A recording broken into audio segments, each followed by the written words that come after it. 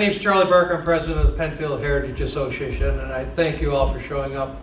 If anybody is not a member and would like to join, please see our treasurer, secretary / organizer, Jean Casey, and she will set you up. Other than that, thanks for coming and taking a break from the beautiful weather out there. Our lecturer today, we have the Monroe County Sheriff Department Quartermaster Todd Allen. He's going to talk about the history, some of the history and the meaning of the word sheriff, which a lot of people don't know, but I think I have a pretty good idea. And so, without further ado, I'll turn it over to Todd. Thank you very much for coming. Thank you very much. Appreciate it very much. Good afternoon, and I just want to echo your president's statement. Thank you for coming out today on such a beautiful day, and the Bills winning, and I know some of you would rather be there, myself included. But that being said, before we get started, a little bit of housekeeping. I need to know, show of hands, anyone here has a warrant for their arrest? Warrant for their arrest. Raise your hand. Okay, if you don't want to raise your hand, that's fine. The good news is I'm not a police officer. The bad news is I'm not a police officer. So if you have any issues with a neighbor or a dog or a speeding ticket, you don't bring them to me. I can't help you. All right? One thing that Sheriff Flynn did, and by the way, he sends his greetings, one thing that Sheriff Flynn did want me to share with you was that because of your receiving this briefing kind of elevates you in your law enforcement status from the average resident of the town of Penfield, and because of that, we're going to share with you some information that's not been made public. And that is, there have been several unsolved homicides in the county of Monroe involving famous people. Snap, Crackle, and Pop, Corny the Cornflake Rooster, and Captain Crunch have all been found dead in their homes. And the sheriff theorizes we're dealing with, wait for it, a serial killer. Okay, you know, we do promise to make this somewhat entertaining, and groans are okay, that's fine, that's fine. So what do you say we get started? I don't have a remote for this, so I'm going to have to step in the way, and if I happen to be in the way, just let me know and I'll move. All right. Origin of the word sheriff. Anybody here Anglophiles? Okay, if you're an Anglophile, you know that in England, in Great Britain, they do not have counties. They have shires. And back in the day, the king needed somebody who was going to watch over his interests in the shire. And they really picked on us, usually a noble person, and they made him the reeve. And so this individual became the shire reeve, and his job was to watch over the king's interests. And that actual title first appeared in 7th century Saxon England. So we have been around for a long time. My ID says that I've been serving since 1999, not the 7th century though. The word sheriff first appeared in 1027, and the job description was written by this fellow down here. You may have heard of Edward the Confessor. In 1042, the job of the sheriff was to keep the king's peace, raise the hue and cry, and punish the violators. Do we all know what hue and cry is? Nobody does. We don't have a whole lot of it nowadays. But what it is basically, I want you to think of kind of like on the National Guard kind of thing. If the king had an emergency in the shire, it was the job of the sheriff to go out and get the serfs and the peasants all together, to raise them up together and help the king in whatever he is dealing with. So we don't have a whole lot of hue and cry, but we still do punish the violators. It all started here in Monroe County in 1821. Seems there was this little crime-infested village called Rochesterville. But it was also a very big hub for local industry. And these folks that lived in this area, they wanted their own form of government, so they lobbied very hard and very long to the state of New York. And finally, Monroe County, named after our 5th president, James Monroe, was carved out of Ontario and Genesee counties. And the court system in the state of New York appointed this fellow right here, James Seymour, a Brockport merchant, to become our first sheriff through an appointment. He also has the distinction of being the first elected sheriff, as he returned to the office in 1825. You know, I think I'm going to hit those lights there. Oh, look at that. Okay, the job of the sheriff. Well, the state of New York says every county will have a sheriff, and the job of the sheriff will have two functions. He will be the enforcement arm of the courts, i.e., he will perform the civil function. You can't expect a judge to get down off the bench and put somebody in the jail, which is also the second function mandated by the state of New York. So that's the job of the sheriff, to be the enforcement arm of the courts. In Monroe County, the county charter states that the sheriff will also will be the chief law enforcement officer in the county. What that means is that if there was a countywide emergency, even though there are several very good police agencies at the village, town, and city level, all of those agencies would report to Sheriff Flynn in the event of a major disaster in the county. But beyond that, the sheriff will have a road patrol and provide security in the courtrooms. As I said, one of the functions of the sheriff was to maintain a jail operations. Excuse me for walking in front of your view. And the original jail was actually built on Hughes Street, which is now Fitzhugh Street. It was very small. It was attached to a home that was the jailer's home, but it was woefully inadequate. And in 1832, the second jail was built on an island in the Genesee River. Now, I know you're saying, Todd, there's no island in the Genesee River, and you're absolutely right, but there was in 1832. Everybody knows what a raceway is? Raceway is like a canal, man-made canal. Okay, before Rochester became the Flower City, Flower, it was the Flower City, Flour. And with the number of mills, both wood and flour mills, that were along the Genesee River, one of the few rivers in the entire world that flows north. That's fiction, in fact, from Todd's Almanac. Save it for later, there may be a test. It was necessary to build this raceway, or this canal, which actually started in the western shore of the Genesee River, just south of Court Street, and it dumped out just north of Court Street, and created this island called Crouch's Island.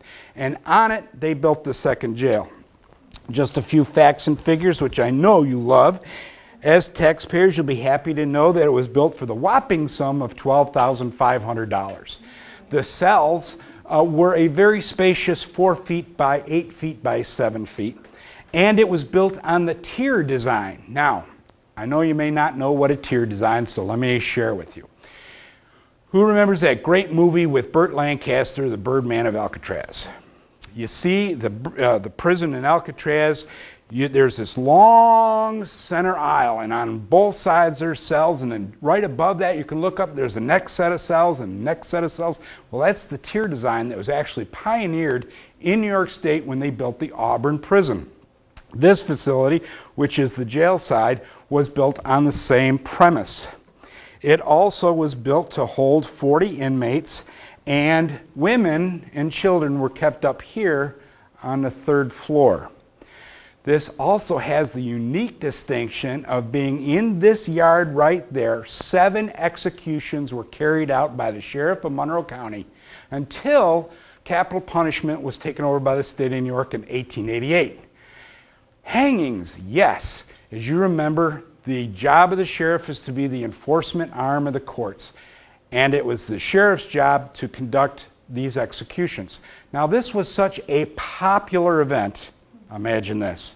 No TV, no Bills game. So what did you do for fun? You went out and you went to the hanging. You went to see the guys swing. And you know what? They came out in such numbers, they had to call out the militia for crowd control. Kind of a bloodthirsty bunch, aren't we? This is a great photograph which comes from the George Eastman collection at the George Eastman House, which I just happened to find. This is a view of Crouch's Island from, I believe this is Broad Street, there's Court Street. You'll see over here, that's the Genesee River. There's the raceway. Now, if you follow that raceway, it comes in here. There, can't see it here, but there's a big log mill or wood mill, lumber yard. Comes through here, operates that mill, and then the water goes back out into the river down here. That's big stacks of wood right there that have been cut. Kind of a neat picture. And taken by old George himself. Now, after the after the Blue Eagle Jail, which, if you're interested, I'll tell you how it got its name. There was a fellow by the name of Dan Rice, who was a very famous circus performer. As a matter of fact, he would be the equivalent of the Dennis Miller or Will Rogers. He was a very astute,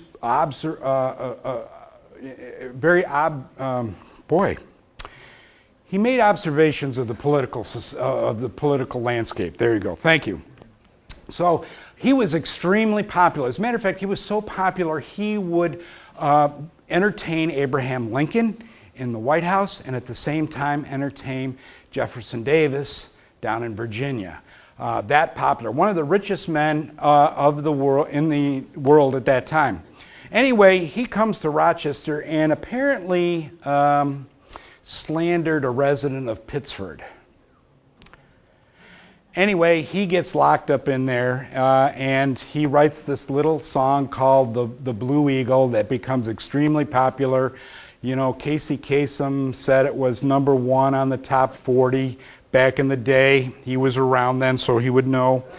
Anyway, it was extremely popular and he gave the jail the nickname the Blue Eagle. Anyway, soon as you can imagine, it became very small as Rochester grew and grew, and it became necessary to build another jail, our third, which this may look familiar to you folks. This is what we call the Fortress, or the Exchange Street Jail, opened in 1885 and closed in 1971 when the fourth and current jail was opened. Inside this lobby, and you'll see a picture later on, is where the eighth and last execution was held. They built the scaffold inside and hung a young man who was convicted of murdering a woman in the city of Rochester. Here is a great picture. I love this picture because here's a picture of the jailer, and he is booking or bringing into custody a new prisoner, this young man here. Have you ever seen a more sorrowful looking young man in your life? He is not looking forward to going to jail. And I always thought that when the Fortress Jail was opened in 1885 that the Blue Eagle was closed and torn down. Well, that's not the case because if you remember, the picture of the Fortress Jail had all flat roofs. This is a roof of the Blue Eagles up on the third floor where booking was continued that operation into the early 1900s. Right there, this is a camera. And right there is a bunch of booking cards. And I'm going to show these to you. You can go ahead and look at them, pass them back. Yep.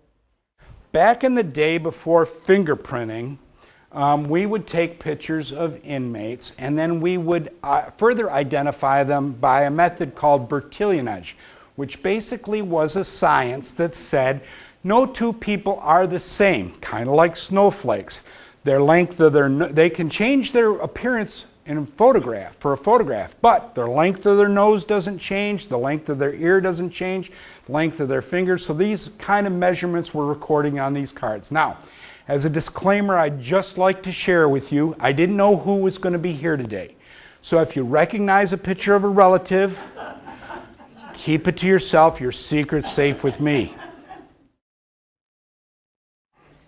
I would like those back, though. Okay, you remember why I showed you the picture of the jailer. The jailer was appointed by the sheriff. It was one man, but he couldn't do the job all by himself. Those that worked in the jail as guards were known as watchmen. And back in the day, we even needed to have women, and their job title was that of matron. So women have been involved in law enforcement in Monroe County going back to day one. In this picture from a turn-of-the-century cabinet card, we see this fellow by the name of Abbott, who was a watchman, wearing the first badge worn by members of the sheriff's office, which, by the way, happens to be right here. I show that badge. The pen. Who remembers the pen? Who was a resident of the pen? Oh, that's very good. The pen started its life in 1852. It was built to accommodate 96 men and 40 women, and it was built again on the tier design. Now this picture is pretty cool because you can now visualize this a little easier. You see 3 long windows here. Now if you were to get on a scaffolding and look down that center of that window right there, the one in the middle, you could literally look all the way down to the administration building. And on either sides, once again, there were those tiers of cells. And up here we have chimneys for Franklin stones that if you carried those all the way down, that's how the facility was heated. Now, back in the day before a gentleman by the name of Thomas Crapper, and I kid you not, made indoor plumbing available to the masses, one would have to get a bucket and go into your cell with your bucket in the morning. Your first responsibility was to empty your bucket. So hygiene and cleanliness and an aromatic environment, well, it was an aromatic environment. It wasn't pleasant. So, and no one ever said being incarcerated was a lot of fun. But this place here was, and I'm going to pick on Dick. It's Dick, right? Okay. Say Dick couldn't pay a bill. The judge would put Dick in the county workhouse, and he would work his debt to society off. And they did everything from making garments. They had farming there. There was a cooperage, so they made barrels. And all the goods that they made at the workhouse, they would sell throughout New York State. They were very profitable. Now, the problem is that Dick would come in, he'd be unskilled, we would teach him a skill, his productivity would rise, and then he'd pay his debts, and he gets released. Then they'd have to bring the next guy in and teach him a skill, the productivity increases, then he's released. So this guy that ran the penitentiary was none too happy that his productivity was affected. So he goes to the Board of Supervisors and says, look it, you guys are killing me. I'm making money here for the county, and I'm putting all this money and training these people, and they pay their debt to society and they disappear. Well, they said, well, I tell you what, we'll fix this. We'll reclassify the workhouse as a penitentiary, and it became the penitentiary in 1858 and was open until 1971. The Civil War. I understand you're going to have a lecture on this, so let me give you a little inside information on the Civil War. We call it the Civil War, or the War against the South. Down south they call it the War of Northern Aggression, just like that. Actually, things were not going very well for our boys in blue for the first few years of the Civil War. As a matter of fact, things really didn't turn around until Gettysburg. There were draft riots going on in New York City, and Dick and his buddies, they weren't ready to join the Union. They were too busy taking care of their farms. So somebody thought of a great idea. Let's go to all the penitentiaries and jails in the North, and I would say, hey, Dick, I'm going to make you a deal. I want you to join the Army for the duration of the war, and at the end, you'll be a free man. Now you're sitting in the Blue Eagle jail in those very spacious 4-foot by 8-foot by 7-foot cells. What are you going to do? You're going to join. And everybody did. And the jails in the North emptied like rats from a sinking ship. So after Gettysburg, we start taking Confederate prisoners. What are we going to do with them? Let's ship them north and put them in the penitentiaries and the jails in the North that have been emptied out. And that's exactly what happened. Here's a photograph of a Union platoon of guards in front of the Blue Eagle Jail, and yes, Confederate prisoners were kept in the Monroe County Jail as well as the penitentiary until the end of the Civil War. Doing time. If you weren't employed by one of those great jobs of making barrels or making garments, this is how you spent your time in the jail or actually in the penitentiary. You really just sat there quietly. If you are fortunate enough to be literate, you could read. If not, you pretty much sat there all day. Here's a watchman up there, or a guard. He's just keeping an eye on these guys, and that's the way it was. There was no educational programs, no GED programs, no weight rooms, none of that. Why would anybody want to be a sheriff? Well, do you remember me saying that the job of the sheriff is to be an enforcement arm of the courts? Well, you didn't do that for free. If I had to come and get money from Dick to pay his fine, I would get a fee for that service. So therefore, it was extremely profitable to be the sheriff. As a matter of fact, today, the sheriff of Monroe County still does that through his civil bureau. We serve summons and papers and garnishes, and we do that for a fee. Years ago, as I said, the sheriff used to get to keep that. Nowadays, it's turned into the county's general treasury. And I believe the number last year was $650,000 that was turned back to the people and taxpayers of the County of Monroe through that function. Regardless of all that, going back to here, well, why would you want to be a sheriff? Well, because of all that money-making potential. And they flocked to become sheriff. There were businessmen, attorneys, public service, community leaders, and really not until the 1900s did we have anybody that had any law enforcement experience. Even this guy right here, which I know you'll recognize, Hiram Sibley. Contrary to popular belief, he had absolutely nothing to do whatsoever with that great department store, Sibley, Lindsay, and Kerr, downtown. But what he did do, he made his bones by going down to Washington, D.C., buying up an awful lot of fledgling telegraph companies and becoming Western Union. While he was sheriff, or No, afterwards? afterwards. Here we go. We're going to have some fun with some of the innovators. Some of the innovators who were sheriffs. This first guy here, Sheriff Willis Gillette, served between 1908 and 1911. Can anybody guess what his innovation was? And no, it was not the safety razor. Anybody? Think about the time period. Da da da da da da da. Da, da, da, da, da. That's Jeopardy's theme song. You know, it's giving you time to think about it. Okay, time's up. What he did, he bought the first vehicles, cars, used in the county as for the sheriffs. He bought 3 of them. One for east side of the river, one for the west side of the river, and one for him. Can anybody guess what kind of car it was? Model Ts.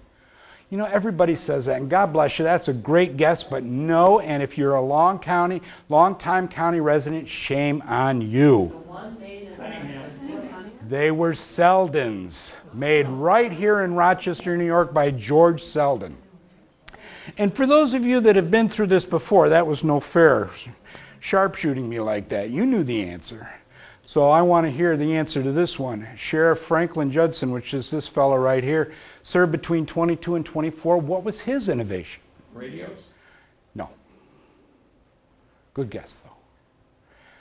So stay on transportation. He bought the first motorcycles used to combat speeders. Back in the 20s, you know what the speed limit in Monroe County was? 35 miles an hour. You know what the official county speed limit is now today in Monroe County? 35 miles an hour. You going any faster, we're going to be watching for you. Okay, so this is actually before uniform. So what Sheriff Franklin Judson did, our deputies didn't have uniforms. He puts them in chauffeur's uniforms. So you got chauffeur uniform wearing deputies in the patrol cars and the motorcycles. one of my favorites, Sheriff Albert Baker, really one of the first sheriffs that had any significant law enforcement experience. He was a former Greasetown constable and served between 25 and 28. His innovations included putting those deputies into a professional law enforcement uniform, no longer the chauffeur's uniform.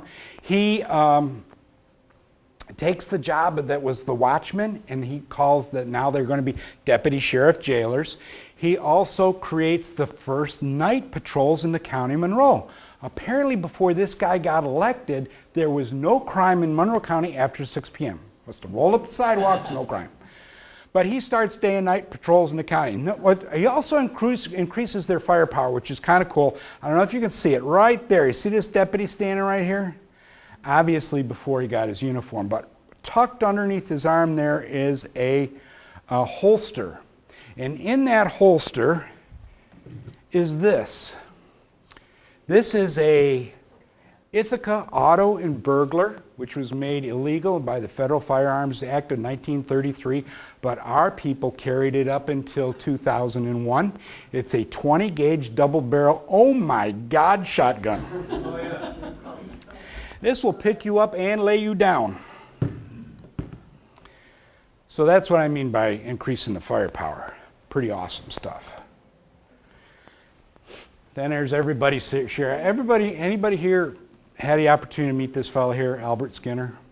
I did too. I was this big, but I did meet him.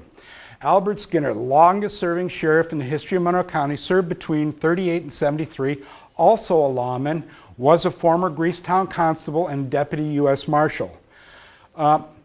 Those of you that didn't know, Al Skinner was a big man. But he had this high-pitched voice. And Al was famous to say, I'm going to stand up so you'll see me, talk so you'll hear me, and sit down so you'll vote for me. No comment as to what our politicians could have learned from this guy. But Al was, as I said, was a big man, but his heart was as big as he was. He would be known if he knew that somebody was without food. He would send a deputy on patrol to the store with Sheriff Skinner's money and buy groceries for that family.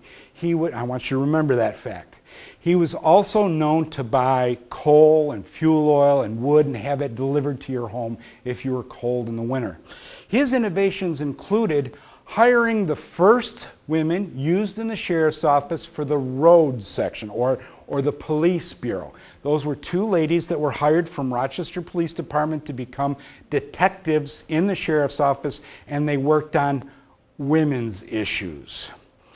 Sheriff Skinner also hired the first African American to work in the sheriff's office. He also purchased with his own money the first horses used in the horse-mounted patrol. They were Palominos, which he was very fond of.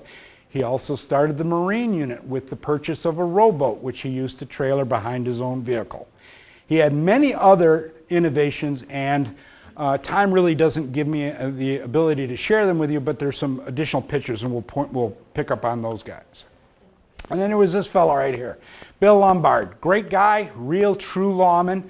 Started with the New York State Police, I think got to the rank of colonel, I think they call it, with the Eagles up here, and actually moved in, and he became the chief of police of the city of Rochester before becoming sheriff. He had many innovations, to include hiring the first women used in the road patrol, actually putting women in uniforms in the cars, pushing cars through the county, fighting crime. He also developed the 3 zones that we have: A zone, B zone, and C zone. A zone, the 3 Ps, Pittsford, Penfield, and Perryton. B zone, Henrietta, Rush, Wheatland, including Scottsville, and Mendon. And then we've got C zone, which is everywhere else. He had a great first term, not a real good second term. During his second term, there was scandal that came out of the Detective Bureau when the chief of detectives decided to make up evidence against the wise guys in the county of Monroe, some of our famous mafioso families. They got convicted. Everybody loved the sheriff's office. Then it was learned that the information was not true. The evidence was not true. It was fabricated. They were released, and Sheriff Lombard really never recovered from that scandal and lost his next re-election to Andrew Maloney. I really like this guy. He hired me. Andy Maloney, also known as the Kissing Sheriff, is a remarkable person. He is a remarkable, and he truly is a great human being. I don't know if anybody knows him personally. I just want to share with you. This guy is sharp as a tack. 1,200 members of the sheriff's office. He knows everyone by their first name. That's good. Not really a lawman. He'll be the first to tell you he was not a policeman. He came on as a clerk in his career under Sheriff Skinner, rose to the ranks of undersheriff. When Skinner was no longer reelected and Lombard came in, he became the director of public safety and then the safety director of the University of Rochester. Then, when his opportunity came up, he ran against Lombard and was elected sheriff. One of the first things he did was, we are going to clean up this town, specifically the department, and that's exactly what he did. A lot of people lost their jobs. We brought in civil service under Maloney. We brought in ethical standards that were developed by Sheriff Maloney and then adopted not only throughout the state but through the nation. The county of Monroe, their sheriff's department, was the first sheriff's department in New York State to become accredited by the state of New York and the first one to be accredited nationally. Many other innovations, once again, but a great guy, by the way. He's doing really well. And then there's this fellow right here, Patrick O'Flynn, my boss. I think Sheriff O'Flynn should be commended for continuing a lot of what Sheriff Maloney started, but also moving beyond that. Sheriff O'Flynn is responsible for increasing a great deal of the training of the men and women of the Monroe County Sheriff's Office, including and improving their uniforms, fire. All these are quality of work life kind of issues. He also oversaw the opening of the brand new 425 cell expansion. But one thing that I'm particularly proud of him for is this. This is what you see there is right. Basically, this is our corporate values as an agency. And it's an acronym for respect, integrity, teamwork, and excellence. And I'm going to stand on my soapbox just briefly and say, this is amongst the training and equipment that our deputies have, regardless of the bureaus. This is one of the things that helps them get home at the end of their shift safely. If you instill in your people that you will treat everyone with dignity and respect, you will get that in kind. And that is very, very important. And integrity, once again, integrity. That's doing things right even when no one is looking, right? This is important. Teamwork and excellence. These are our core values. Now, getting back to treating everyone with dignity and respect. Let me give you an example. The Monroe Correctional Facility is located at MCC. They have open housing areas. In these housing areas, you could have up to 50 or 60 inmates. They're not in a cell. Their bunks are all out there, and you've got one, maybe two deputies. And it's treating everyone with dignity and respect. I'm not saying coddling people, but if you treat people with dignity and respect, you'll get that in kind. It makes it safer for the deputy to go home at the end of his shift. What's right mean? You all passed the test. Okay, here's some of the innovations, just in picture form. Once again, there's one of the first cars. That deputy is wearing a chauffeur's uniform in that photograph. We have a deputy here on a motorcycle. You notice he's not wearing leather or a helmet or eye protection. He's on an old Harley Davidson with a suicide shift on the side. That's definitely iron men on iron horses. Who's the strongest man in the world?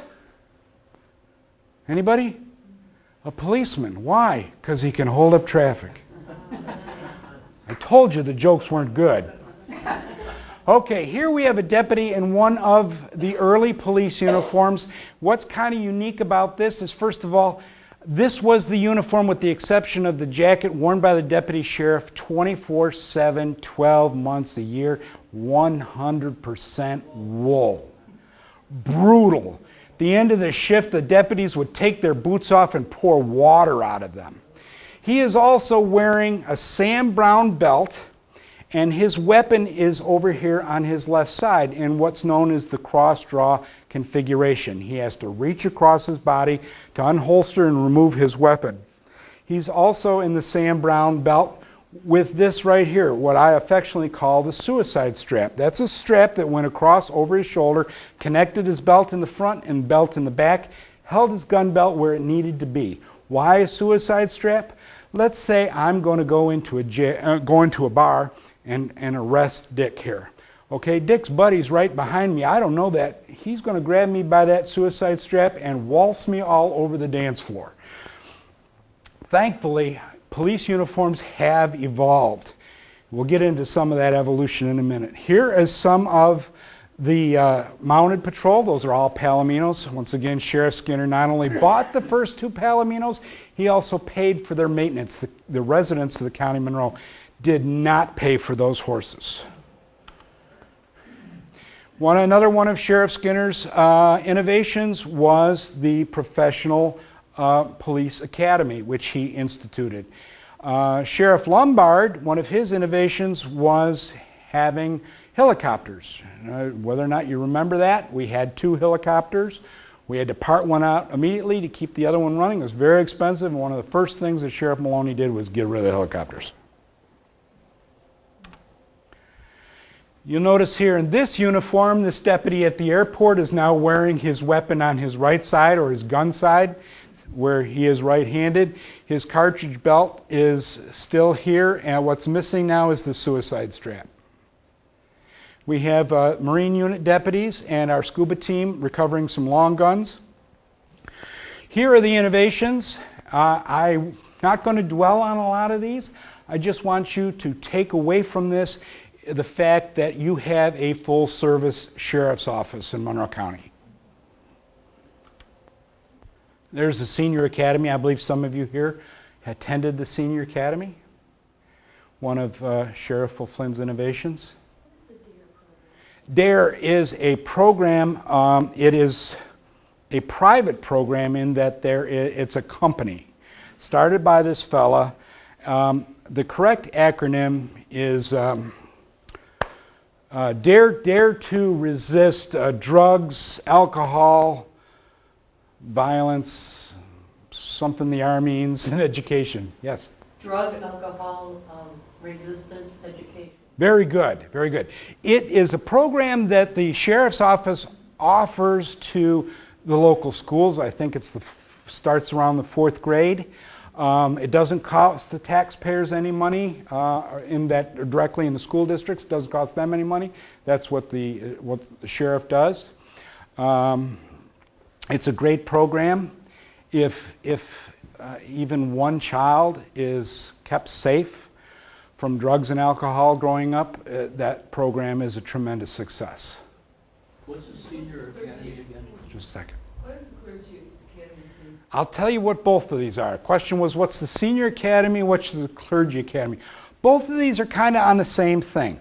What they are is basically mini police academies introducing the two publics, the seniors as well as the clergy, as to what goes on in the sheriff's office, to give you a better insight as to what we do and how we do it and why we do it. If you remember, in the city of Rochester, there was some very negative clergy statements about law enforcement. A lot of that was ignorance, and I don't mean that in a derogatory term. I mean it in its true term is that they did not know what went on in law enforcement, what policemen are exposed to, what their job is, why we do what we do. And the Clergy Academy has gone leaps and bounds to educate members of the clergy, which they can then share their flocks on what we do in law enforcement. I like this one here, Technical Services Unit, CSI. Who watches that show? CSI. Pretty cool, right? I'll let you in a little secret. You don't solve crime in 45 minutes. Just doesn't happen.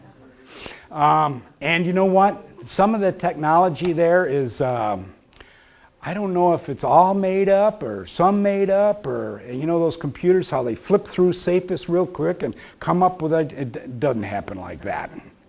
It really doesn't. But once again, they got an entire show to do in a period of, yes. How many canine units do they have? I believe right now we have 8 dogs. We have 2 that are assigned specifically to the airport, or excuse me, 3 that are assigned specifically to the airport. Those are nitrate or weapons, ammunition sniffing dogs, and we got drug dogs there as well. Dark days, days of courage. You'll forgive me from reading from the book because I really don't want to miss anything when we talk about this. On January 10th, 1912, Sheriff Harley Hamill, who serves between 1911 and 1914, and his deputies respond to Scottsville to arrest a murderer, one Will Twyman, 34, who murdered his father and is holed up in their home. Twyman opens fire and kills Deputy Simon Birmingham in a hail of gunfire. Deputies Hubert Abbott, Edward Jenks, and William Vokes are also wounded. Sheriff Hamill places himself in direct line of fire to recover Deputy Simon Birmingham's body. Twyman would be the 605th person executed by the state of New York on March 31st, 1913 by electrocution. Special deputies. In the early days of the sheriff's office, we had a very limited number of police officers working the county. When we had a major problem, we would go to the towns and the villages and we would bring their constables on board as special deputies, utilizing them to augment the force. And in this case, the story about Special Deputy Sheriff C. Fred Sova. In the wee hours of September 7th, 1931, Special Deputy and Brighton Constable C. Fred Sova and his partner apprehend a cat burglar by the name of Frank Nentars. While returning to their patrol car, Nentars manages to remove a pistol from his pocket, firing 2 rounds from his .25 caliber automatic, and mortally wounds Special Deputy C. Fred Sova, who dies of his injuries the next day.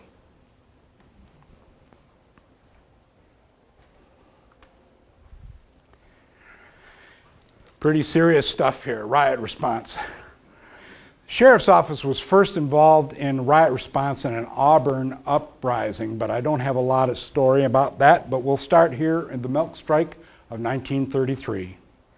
I have no idea what got into those cows, that they were going to go on strike, but it was necessary for the sheriff to call out these folks to take care of them. Little chuckles, okay, it's all right.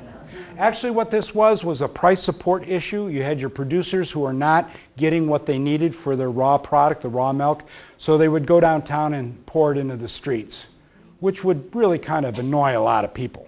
So the sheriff's office got involved. And then in 1964, on July 24th, 1964 to be exact, RPD attempts to arrest an intoxicated 19-year-old African American. After rumors of excessive force are used, crowds gather and ignore orders to disperse. The rioting and looting begins.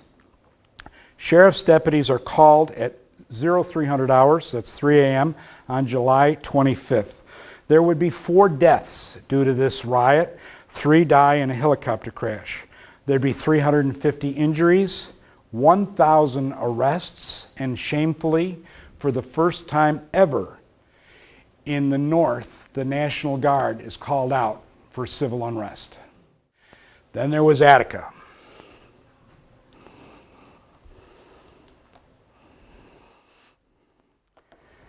Attica began on September 9th, 1971. MCSO, Monroe County Sheriff's Office, responds to a mutual aid request by the Wyoming County Sheriff. Deputies are initially deployed inside the walls of Attica between the main gate and D Block. D Block is the block that was lost at Attica. Literally with their operating out orders were to shoot to kill anybody who would approach the main gate through several barrages of tear gas that kept the inmates back. Upon arrival by New York State Police and New York State Corrections personnel, MCSO deputies are repositioned at roadblocks surrounding the facility. These are our cars right here. On day 5, Lieutenant Norm Doe pilots a helicopter which has been outfitted with bomb bay doors built by the Sheriff's Fleet Unit and drops tear gas on the rioters. MCSO personnel are used as security and litter bearers for the dead and wounded.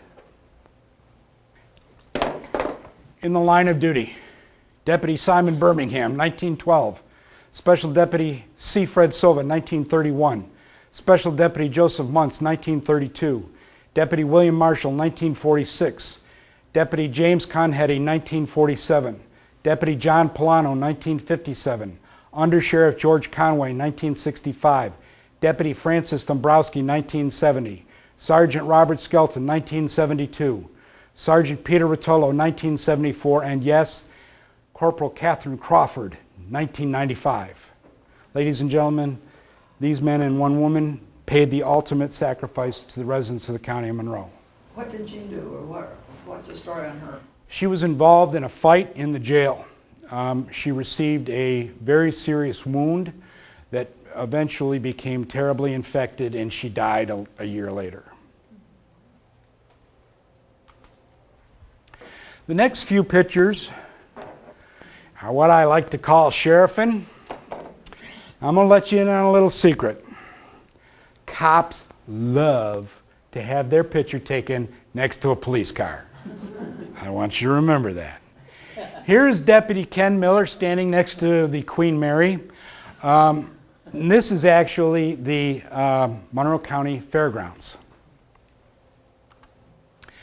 Here's some deputies of road patrol. They're standing formation. This fellow over here has got kind of a split personality working there. I'm not sure what's going on.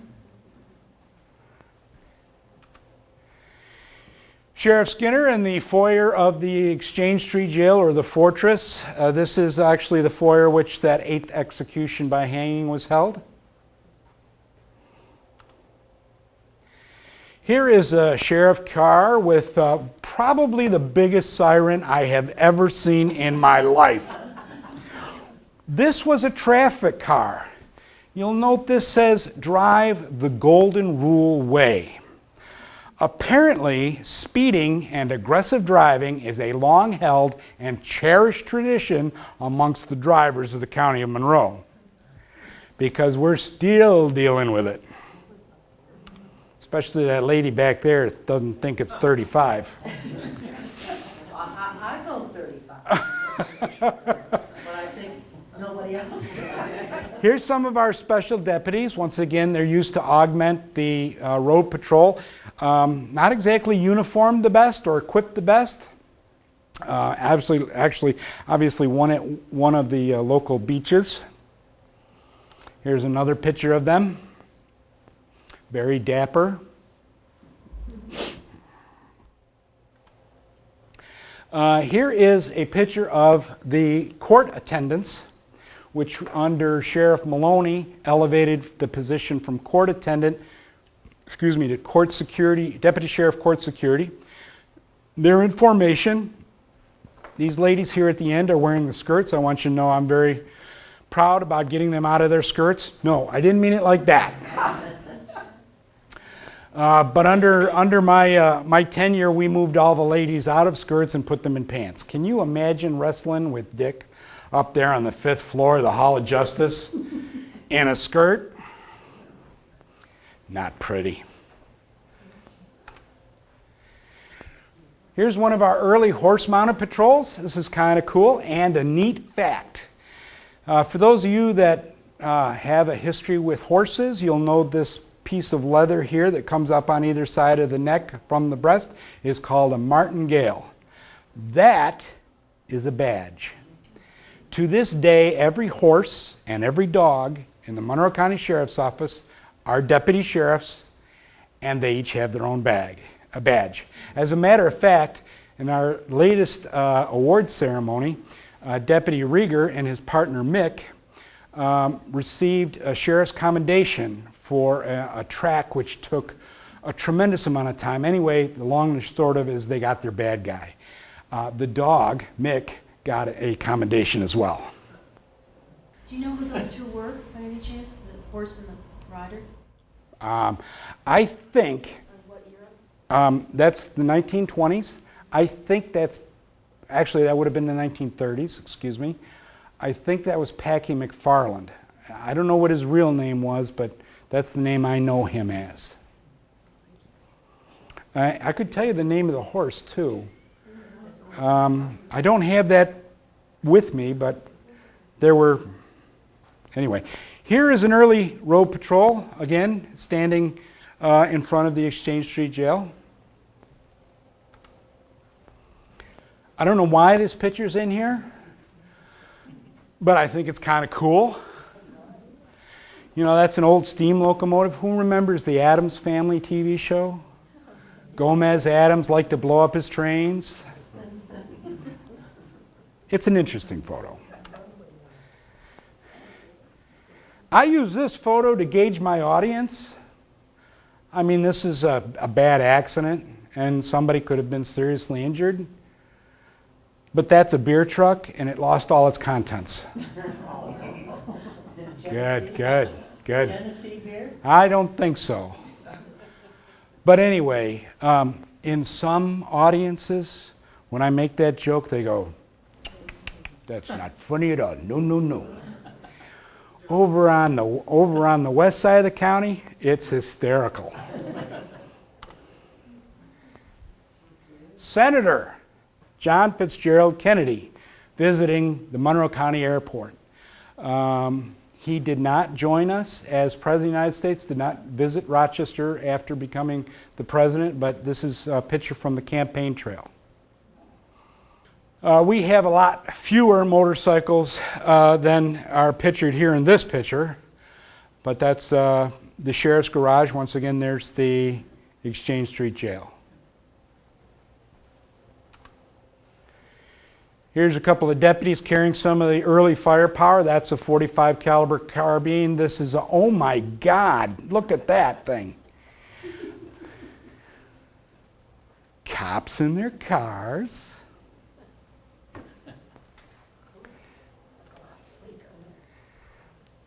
Here's some of our Chevys. I think these are 64 Impalas. Here with the single bubble gum on top, and you see this Monroe County Sheriff wording? That's actually done in gold leaf. Maggie Brooks would have a coronary today if we used gold leaf, and we now use vinyl graphics. The old Star Van, drunks, you know, if they got picked up on the side of the road, they were processed here. Excuse me, intoxicated drivers. Anybody recognize this from maybe the inside? Nobody? You guys are good. Here's a deputy running radar on Route 47. Yes. Before it became 390 or 590, depending on where you were, it was 47 north or 47 south. Oh, he's on the move. Got him. Now, you're all very smart and intelligent people and know very well that those pictures have nothing to do together, but throw them together, they make a nice story. Here's a deputy sheriff jailer overseeing a county nurse issuing meds to an inmate. Inmates in the sheriff's office receive 3 hots and a cot. Also, all their medical is taken care of while they're there. Can anybody guess how many inmates are currently in the care and what we call the care and custody of the sheriff? 630. Any other numbers? 1,200. 1,400 inmates is the average daily population in the Monroe County Jail and the Monroe County Correctional Facility. 1,400. Here's a picture of an individual going into visits. He's being wanded with a handheld metal detector. Once again, this is a historical photograph. If you were to go visit an inmate today, you have to go through magnetometers, just like the airport. Here's the downtown jail. It's a maximum security facility. This photograph was obviously taken prior to the construction of the 425 cell tower addition. Here's some deputies kind of hamming it up, but once again, they're standing next to their car. Cops in their cars. I'm gonna pick on Dick again. This car is what we call a slick top. Why? There's no lights on the top. It's used by the traffic enforcement unit. Now today the cars are black. That is Sergeant Paul Senko. At the time he was the commander of the traffic enforcement unit. Now why slick tops? Well, Dick just bought a Camaro, one of the new fancy ones, and he's on Route 590, seeing how fast she'll go. He's got it up to 65 in a 55, 70, 75, 80, and all of a sudden he sees this Crown Victoria in his rear view mirror. But there's no lights, so he takes it up a little higher. Next thing you know, this thing lights up like a Christmas tree. There are lights all in here and in the lights and in the dash, and you know what, buddy? 30 over, you lost your license.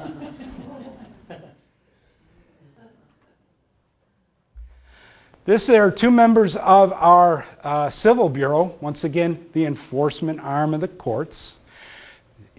These folks have the unenviable task sometimes to remove people from their homes, repossess their Lexus, in this case, shut off power, remove meters from RG&E, put wage garnishes, and they execute all the summons by the courts do. It's not a very enviable job, but I want you to understand that none of the jobs are extremely enviable. You have the road patrol who's out there doing the job every day, pushing those cars through the county, going to some horrendous crime scenes.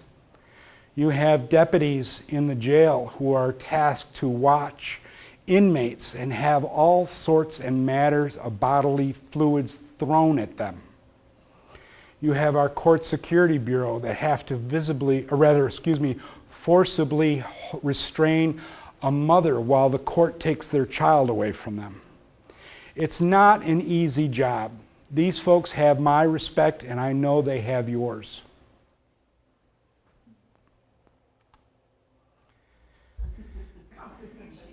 Do you remember me telling you the story of Sheriff Skinner spending his own money to buy food?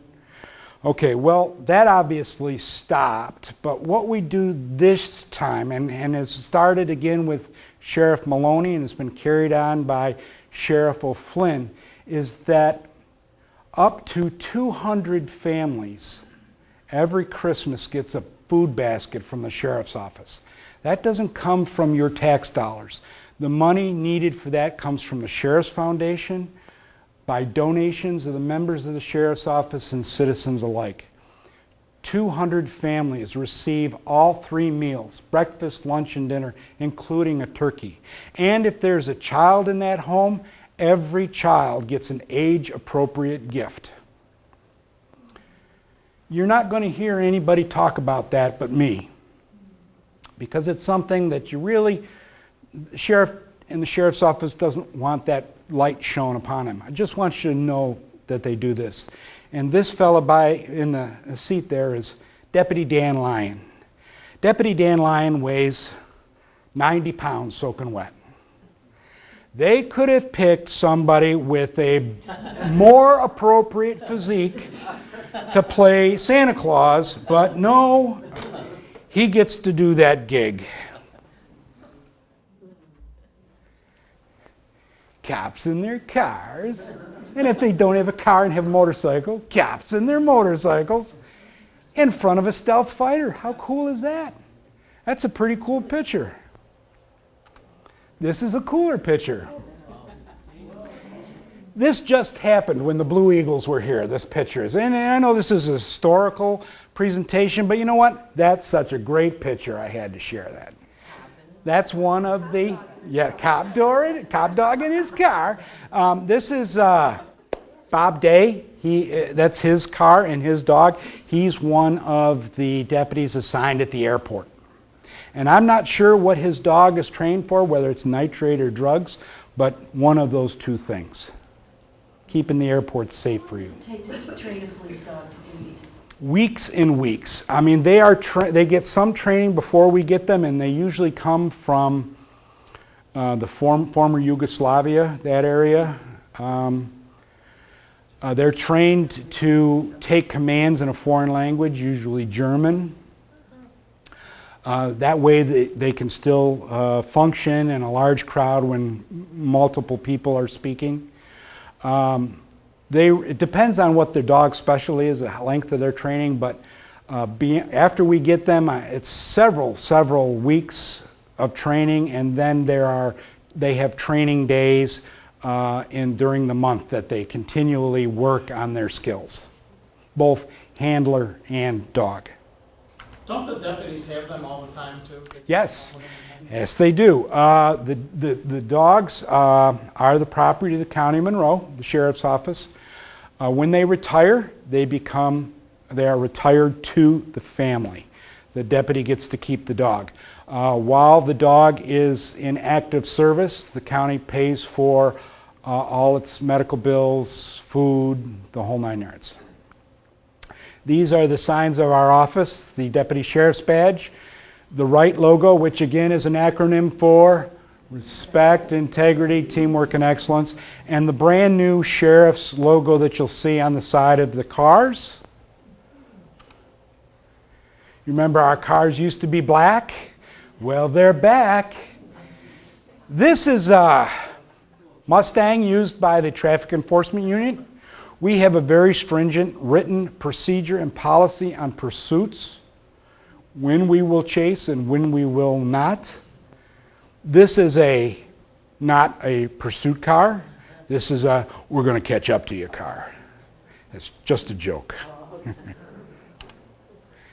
Sheriff, thank you for the opportunity of speaking with these fine folks today. I appreciate it. Ladies and gentlemen, that concludes my part of the presentation. Thank you. I'm going to open the floor to questions. Let me just share with you how this works. If you have a question, please ask it. If I don't know the answer, I'm going to make one up because you don't know any different. No.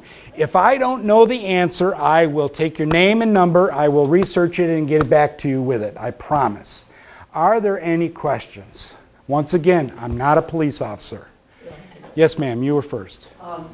Sheriff Skinner lived in an apartment In the jail? in the jail. Yes, he did. And he lived there the whole time he was sheriff. Yes, he did. He was known to work all day and then take his dogs out raccoon hunting at night. And although he maintained a farm his entire life out in Parma, he did, with his sister, live at the jail. Yes. Wasn't his sister a cook at the jail? Yes. She actually oversaw that operation, as well as the matrons. Yes, sir. Why did you change the color of the car from black to white to black? Well, in 1974, there was a move by the Sheriff's Association of the State of New York to try to standardize. Standardize on uniforms, standardize on training, standardize on the look of the cars. And if you can remember back the mid-70s to late 70s, early 80s, pretty much every county car looked the same. They were all red and whites. As a matter of fact, that even happened, if you remember that picture from Attica, we had black cars then, and the Wyoming County Sheriff car next to it was red and white. It just became time for a change. A committee was formed, of which I was part of that, and we designed the car, the new car. For obvious reasons, things change. This was a new administration. That was not necessarily the reason for the change, but vehicle graphics have gotten better. It becomes a safety issue for identification, not only that the public can identify a sheriff's vehicle right away, but also at night, those graphics that you see on those cars just blaze. So there's a safety issue there as well. Unfortunately, the deer do not recognize the reflective graphics on those cars.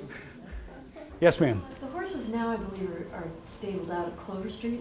Yes, they're in Mendon Ponds. And then prior to that, weren't they kitty corner to the downtown library? Like sort of under that, they're under the parking. Yes. They were under the parking garage. Yes. And then back when Sheriff Skinner had his beautiful palominos, first of all, where did they come from? Where did he get? The first two horses, of which one's name I remember was Buck. I can look up the other one for you, but they were purchased from the state police. He bought them from the state Where were they police. stabled at the time in the 50s? There was a barn behind the penitentiary, and the horses were stabled there. There was a question here.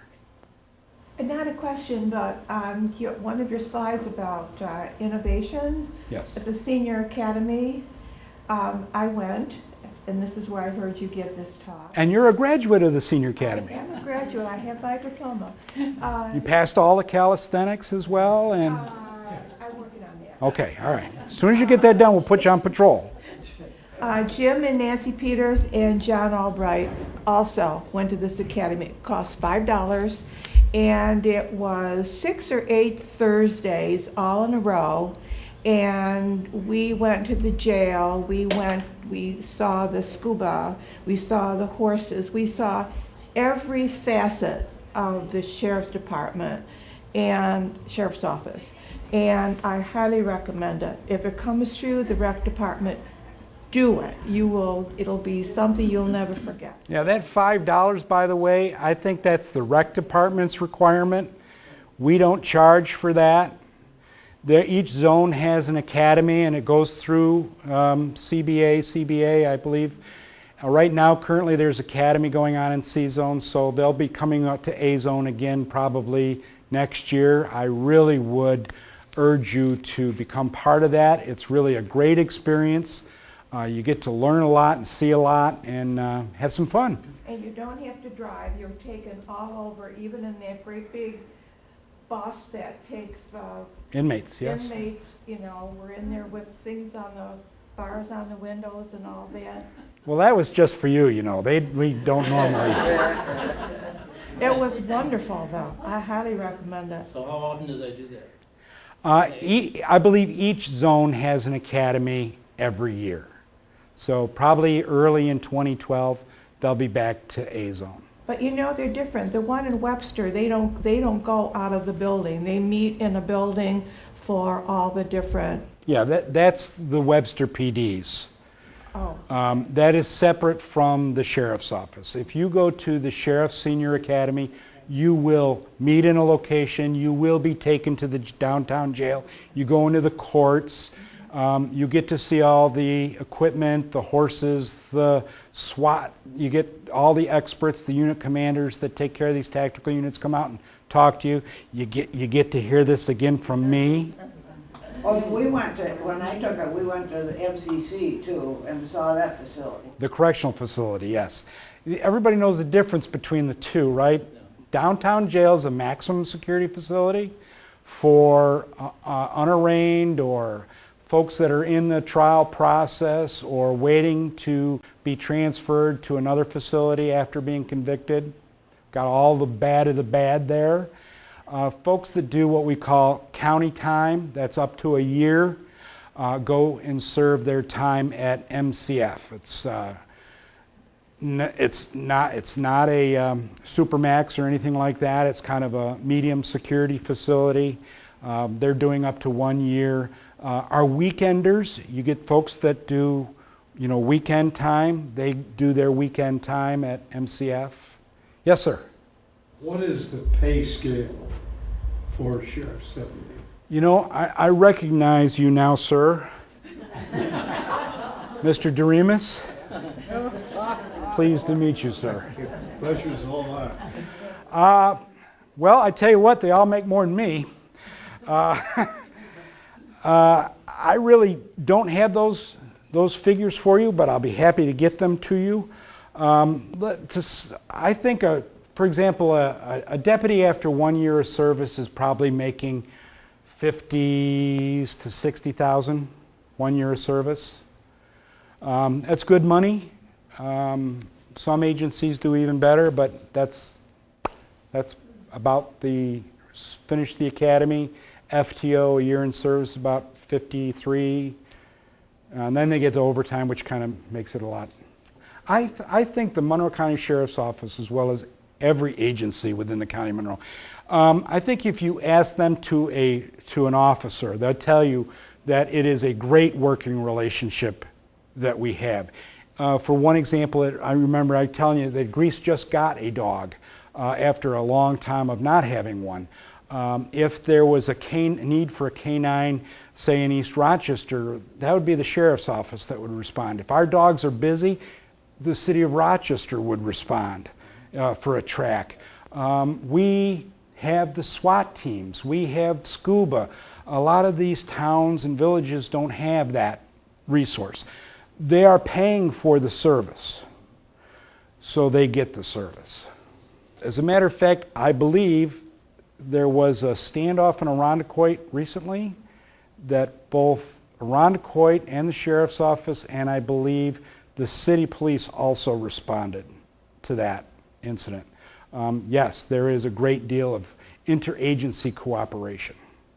And by the way, same with the district attorney's office. It's a tremendous working relationship that we enjoy, and obviously you, the citizens of the County of Monroe, benefit from. Quartermaster is basically the same as the Army Supply Sergeant. I take care of, my staff and I have a staff of 8, we take care of all the supply and logistics needs in the sheriff's office.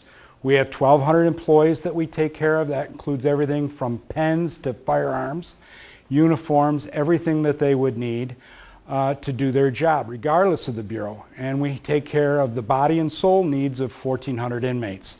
That includes personal hygiene items, as well as cleaning supplies that's used completely throughout the jail. I'm also the chief procurement officer for the sheriff's office, as well as the historian. That doesn't answer your badge question. I'll get to that in a minute. I just want to share with you how big that operation is. I buy 1,500 cases of toilet paper every year for the jail. 1,500 cases. 96 rolls of toilet paper per case. That's a lot of TP. It's a big operation. You know, I am a steward of the county taxpayers' funds. I have a budget annually. I work very hard to get the best value as the procurement officer for you and your tax dollars. The sheriff has shared that with us, that we will be cognizant, those of us that are spending your money, that we will be cognizant that it's not ours. We have a clothing reclamation program called the Used But Serviceable program, that if an item is returned to me, we inspect it, we launder it, we put it in service, we reissue it, and in 10 years that has saved the taxpayer $750,000 by reusing, reclaiming those items than having to buy new. Why do I have a badge? I have a badge because the sheriff has honored me with such. I am the only civilian in the sheriff's office that has a badge. Boy, New Orleans, that's a tough example right there. They've really had some growing pains recently. I'm sure there are other programs. I'm really not familiar and can't speak intelligently on that subject, but I'm sure there are others that see it. You kind of, it's basically the protect and serve and taking it a little further. We recognize that we're here to do a job, but we will we'll do it ethically and morally, and we will do it intelligently, and we will respect the dignity of the people that we deal with, and most of the times that is in their worst part of their lives.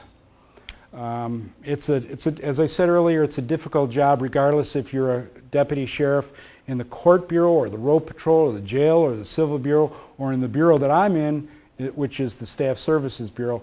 The job is difficult, but I think we do a pretty good job. We do have an internal affairs unit that investigates all complaints that are brought to them.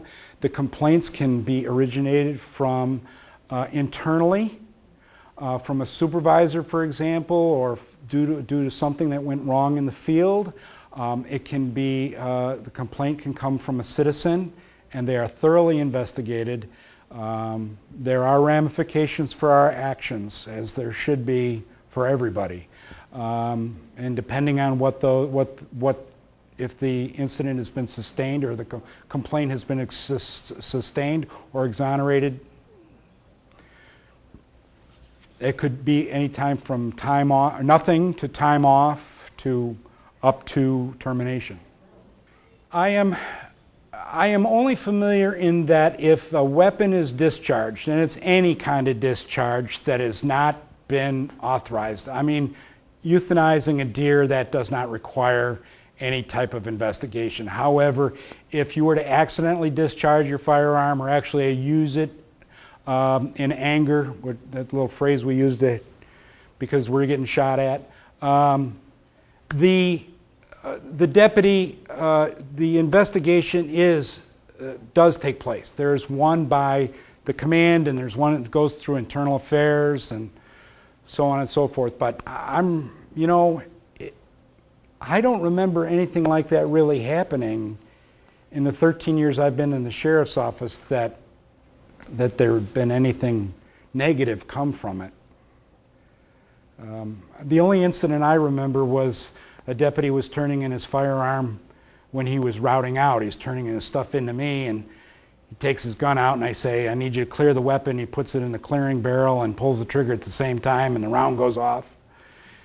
I don't know which was louder, me yelling and hitting the floor or the sound of the bullet going off, but that even required internal affairs to come down and investigate. Well, I think we need to actually get out of here in about 20 minutes. Todd Allen? Thank you, sir. Thank you so much. Thank you very much. On behalf of the Penfield Heritage Thank you. Association, thank you for this. I'm going to put the light on, so anybody who wants to come up and look at the artifact you brought up, it's quite interesting.